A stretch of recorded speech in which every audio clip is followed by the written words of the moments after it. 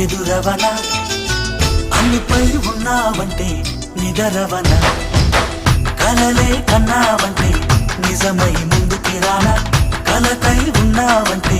కథనవనా అమ్మలో ఉండే సగం అక్షరం నేనే నాన్నలో రెండో సగం లక్షణం నేనే అమ్మ తోడు నాన్న తోడు అన్ని నీకు అన్నే చూడు చెల్లిపోని బంధం నేనమ్మా చిట్టి చెల్లెమ్మ